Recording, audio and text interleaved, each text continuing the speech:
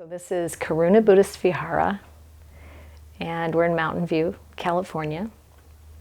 And my name is Santussika Bhikkhuni, and I'm a co-founder of this place. It's been here for 4 years, or been in existence for 4 years. My name is Ayya Jayati, and I'm visiting from Anagarika Vihara, just to come and see the sisters. Yeah, and I'm Anagarika Cittananda, and I live here with Ayya Santissika.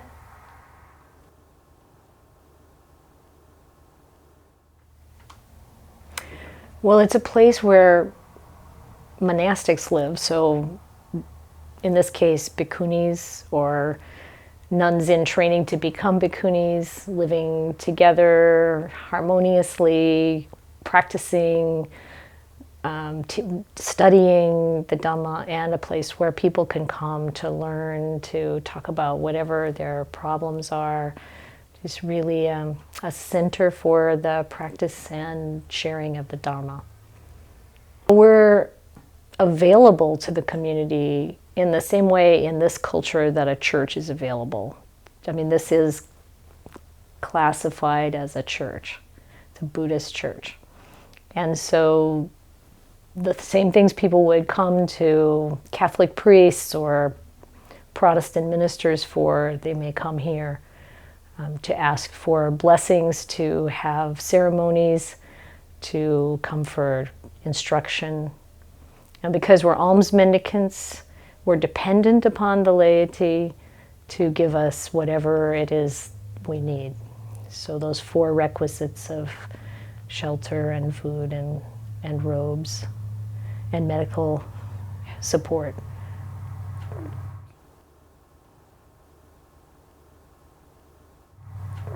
The bhikkhunis don't have the kind of foundational support that the bhikkhus have. It feels like for us it's been really important just to let people know that we're there. You know? Yes. It's almost like the Bhikkhu Sangha is so well established that the support almost, there's an almost automatic level of support that's already coming in, whereas for the bhikkhunis it was actually like teaching the community that we're trying to re-establish the bhikkhuni, Sangha in the West, and in order to generate the support.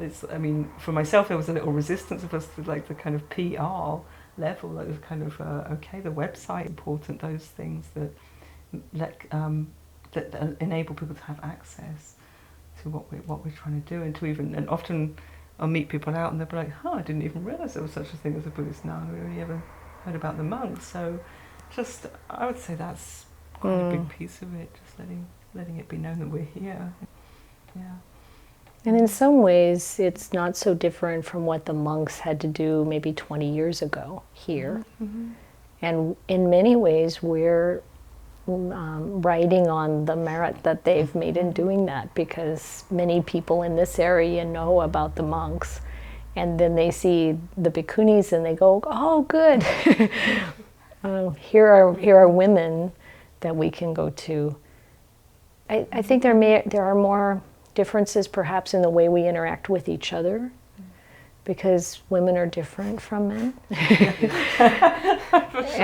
and I was telling one of my teachers, Ajahn Pasano, a couple of days ago, who's abbot at Abhayagiri, that when we had our katina, we had 7 bhikkhunis here, and each one spoke about her own life and a connection to one of the Arahant bhikkhunis of the time of the Buddha. And it was very moving and personal. And I was observing that we didn't have any monks at the katina, and if we had, I wouldn't know quite what to do with them in that case, because this is such a girl thing. The way we spoke, the way the interaction of that kind of like personal sharing and warmth. Mm-hmm. And it just feels very much like there's a way that women do things that's different from the way men do things.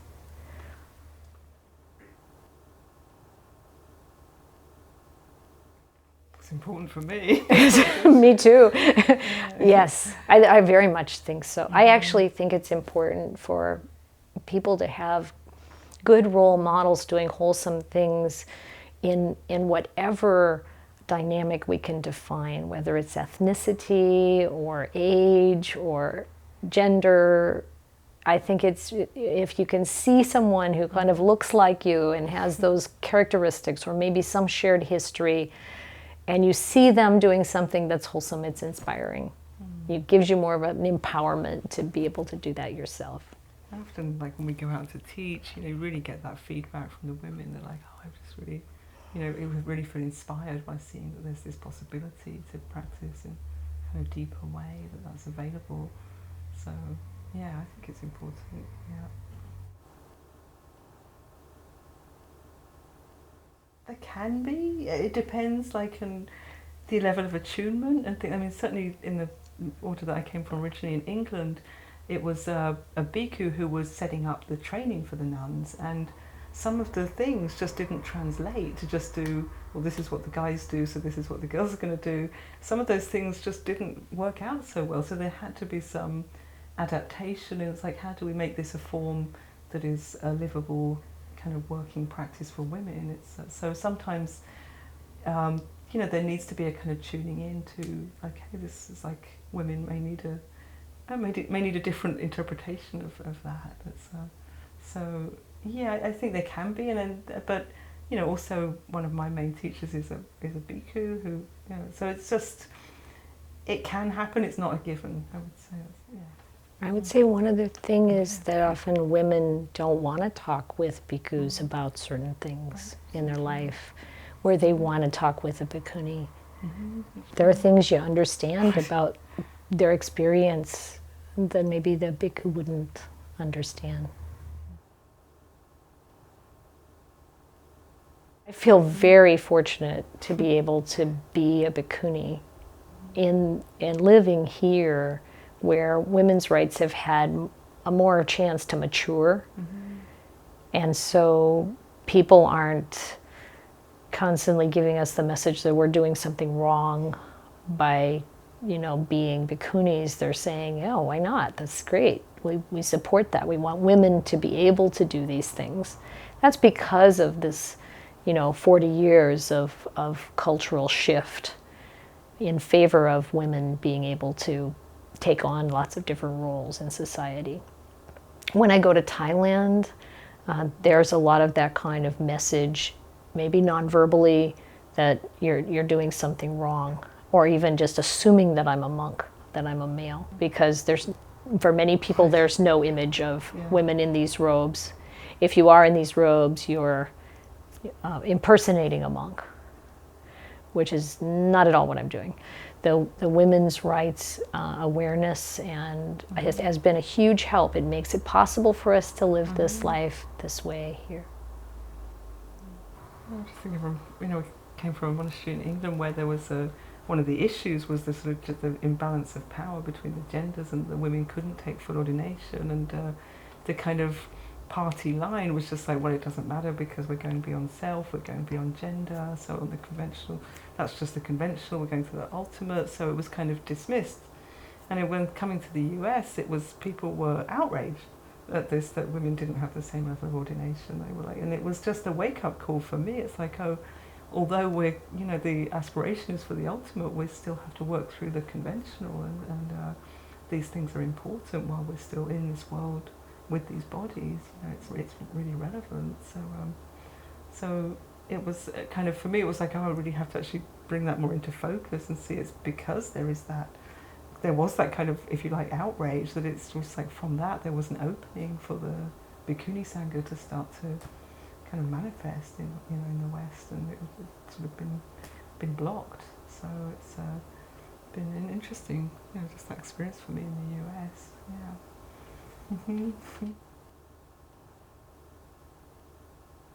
It comes to mind for me in art, the people that come to our place is just really this sense of refuge, very much a sense of people come and there's different things happening in their lives, often when they're really experiencing some difficulties. That could be the thing that really gets the person through the door, and just in a world where they're really touching into the noble truths, but nothing in the society is really reflecting that. So then it's like, they're thinking, what's wrong with me? And it's actually to come to a teaching that's just saying, there's nothing wrong with you, this is just a universal problem we're facing here.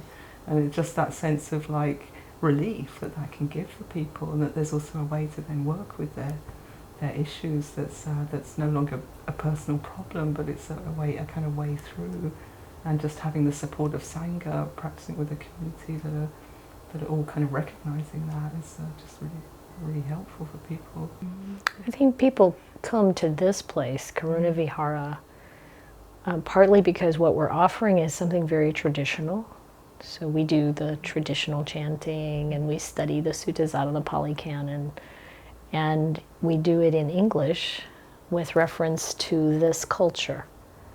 So people come here who are Vietnamese, Thai, Chinese Malaysian, Indian, Burmese, very broad range, but they're all interested in the teachings that are traditional, but in this cultural context and in English.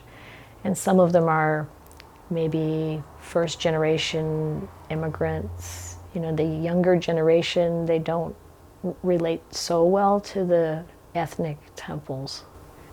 They want the teachings in English related more to what's happening here in this culture.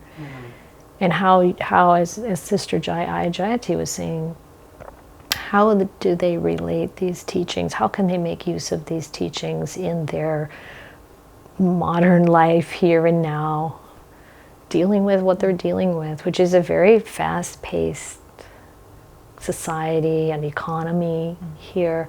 And this place offers a very distinct counterpoint to what people are experiencing. They feel they come here, it feels homey, it feels peaceful, and we're talking about real techniques for how to work with the mind, how to work with the feelings that arise, and they find that helpful.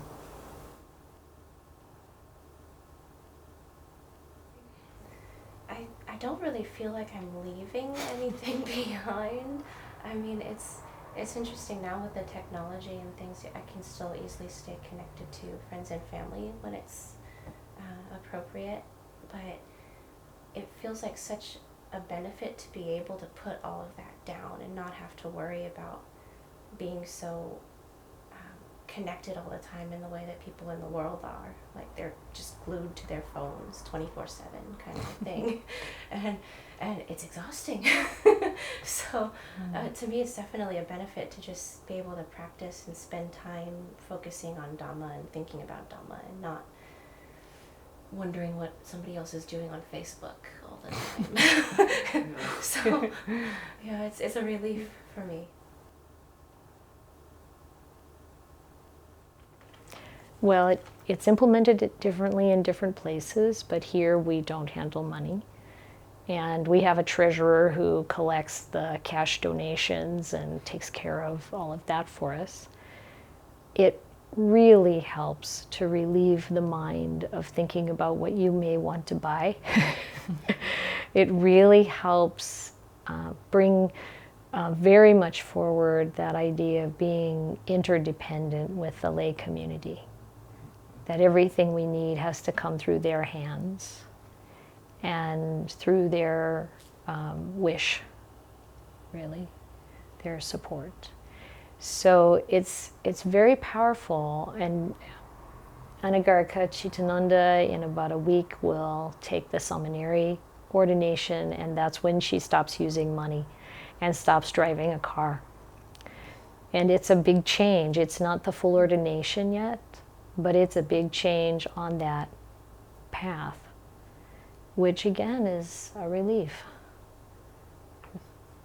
It's a very different way of thinking and living.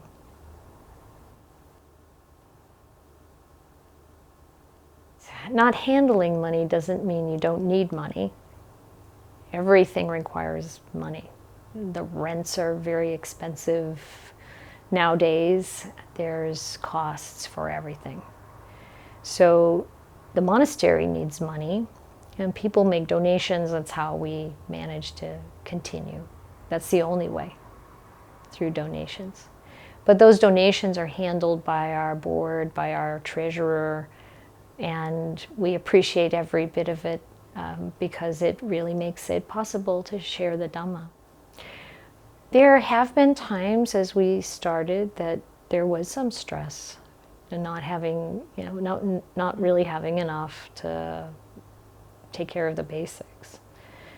But as people get to know that, people who want a monastery to exist, they step forward and help. So something that just comes to mind how it's like, in a way, it's like promoting generosity and faith also, because it's really, it's not about me earning a living. I'm not giving the teachings to get money to run the monastery, but it's like, well, this is what we can offer. The monastics, we offer this sense of refuge and the teachings, and if that's still something that's useful for people, then support comes in, and it's just, in a way, I mean, it's really encouragement. It's like a day-by-day practice of faith, and of course, we do, like the board and the treasurer, there is like some stock in the bank, but I guess for us the encouragement is really to be thinking, it's like, okay, if it's meant to happen, if we're meant to be here, the support will come, and if it isn't coming, then maybe don't need to really think about what to do instead. But so I think the words faith and generosity really kind of come to mind. Yeah.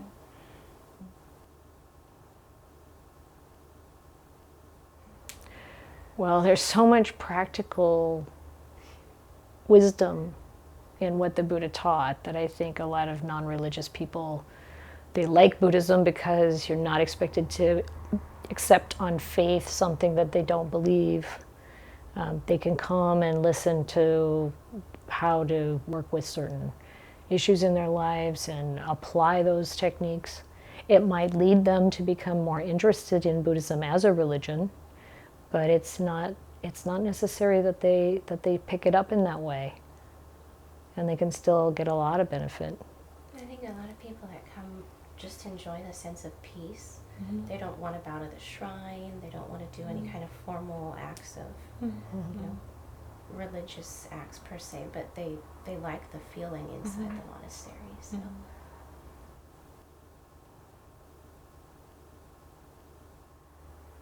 Can be. It can be, but it's not the way I view it.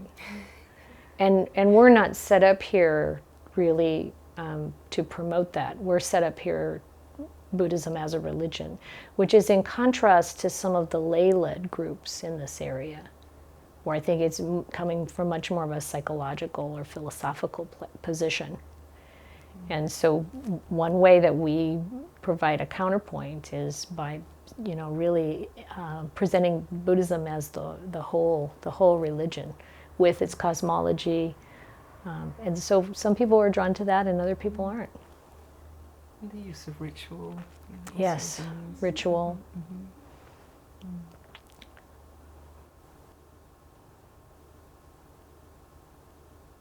I mean, for myself, I grew up in a sort of pretty fundamentalist Christian environment.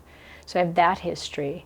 And then I trained as an interfaith minister, so I was really looking at the different major religions and how they work and how to practice, and then became a Buddhist nun. So it's like I've done a lot of integration with regard to, what does all that mean and where does it meet and where does it differ?